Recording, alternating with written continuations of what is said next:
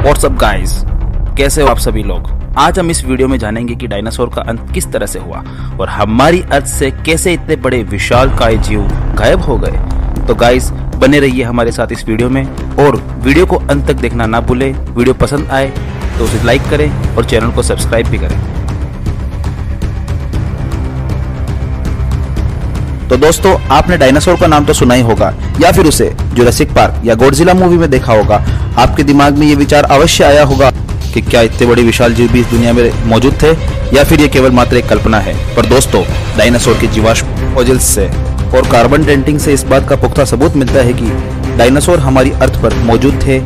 आज भी कई वैज्ञानिकों में कंट्रोवर्सी जारी है कि आखिर डायनासोर का अंत किस तरह से हुआ होगा। पर दोस्तों, सभी वैज्ञानिकों द्वारा एस्टेरॉयड वाली थ्योरी को ही महत्वपूर्ण स्थान दिया गया है। तो दोस्तों, अब हम अपनी वीडियो सीरीज में आगे बढ़ते हैं और जानते हैं कि किस तरह से डायनासोर का अंत हुआ है। तो आज से लगभग 10 करोड़ साल पहले एक एस्टेरॉयड जिसका नाम चिक्सुलोप था, जो कि मार्स और जुपिटर के मध्य एस्टेरॉयड बेल्ट से हलचल के कारण अपनी दिशा से भटक गया और सीधे अर्थ की ओर लगभग 22,000 मील की भयंकर रफ्तार के साथ बढ़ने लगता है।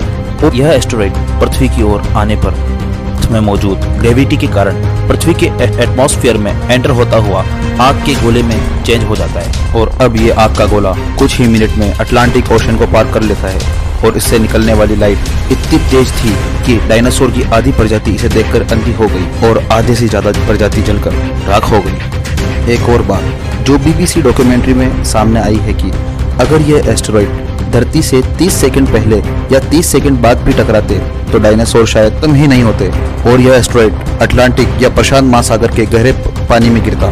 ऐसा इसलिए होता क्योंकि इस समय इसका असर जमीनी भूभाग पर इतना कम होता कि डायनासोर को कोई नुकसान नहीं पहुंचता। कुछ ही क्षण में एस्टेरॉयड मेक्सिको के युगांटा पेनिनसुला से जा टकराता है और लगभग 35,000 डिग्री सेल्सियस की एक ऊर्जा वाला भयंकर विस्फोट होता है।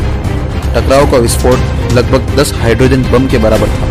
यह विस्फोट इतना शक्तिशाली था कि इसके टकराने से धरती की कई टन धातु अंतरिक्ष में जा पहुंची और टकराव के कारण वहां पर 180 किलोमीटर लंबा और 30 किलोमीटर लगभग चौड़ा गड्ढा बन गया। इस टकराव के कारण धरती के अंदर 11 मैग्नीट्यूड की भूकंप की तरंगें उठने लगी, जिसके कारण समुद्र में विशालकाय लहरों के साथ सुनामी उठने लगी, जिससे डायनासोर की आबादी का 75% हिस्सा जलमग्न हो गया। भूकंप की तरंगों से सभी ज्वालामुखी सक्रिय हो गए, जिसके कारण आसमान से गिरते आग के बड़े बड़े शोले डायनासोर की कुल आबादी को जलाकर राख कर देते हैं। साथ ही इस टक्कर के कारण लाखों टन धातु जो कि अंतरिक्ष में गई थी वह फिर से आग के गोले के रूप में पृथ्वी की तरफ बढ़ती है। इस कारण उड़ने वाले डायनासोर आग के गोले से टकराने के कारण नष्ट हो गए। वैज्ञानिकों द्वारा इस गड्ढे की जांच हुई तो वहां की चट्टान में सल्फर एलिमेंट पाया गया। एस्टेरॉयड के चट्टान से टकराने के बाद यह चट्टान धूल में परिवर्तित हो गई, जिससे हवा में धूल का बादल बन गया, जिसके परिणाम स्वरूप पूरी धरती ठंडी हो गई और पूरे 1 दशक तक इसी स्थिति में रही। इन सभी कारणों से लगभग उस समय जितने भी जीव थे सभी की मृत्यु हो गई। साथ ही पृथ्वी के दूसरे छोर से एक धूल का बहुत बड़ा बादल लगभग 6,000 किलोमीटर की रफ्तार से डायनासोर प्रजाति के लिए मौत का कहर लेकर आ रहा था। यह बादल कई किलोमीटर मोटा था, जिसके कारण पृथ्वी पर सूर्य की किरण पहुंच पाना असंभव था। गर्म हवाओं का तापमान 100 डिग्री सेल्सियस था। धरती का तापमान 200 डिग्री सेल्सियस हो जाने के कारण सब कुछ जलकर राख हो गया। इस महाप्रलय से धरती पर मौजूद लगभग 96% डायनासोर की प्रजाति का अंत एक साथ हो गया। 4% जीव की प्रजाति बची थी, जिनका वजन 25 किलोग्राम से भी कम था।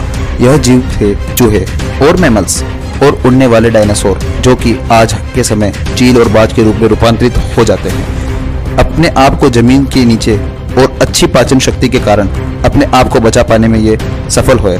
इस तरह से इन्होंने अपना सर्वाइवल कंप्लीट किया और आज ये धरती पर काफी प्रजाति के रूप में विकसित हो गए। तो दोस्तों, आपने इस वीडियो में देखा किस तरह से डायनासोर का अंत हुआ। डायनासोर का अंत क्यों हुआ, किस वजह से हुआ, आज भी वैज्ञानिक इसका सही ढंग से पता नहीं लगा पाए हैं। इस वीडियो को देखने के बाद मैं आपसे उम्मीद करता हूं कि आपको वीडियो पसंद आई होगी।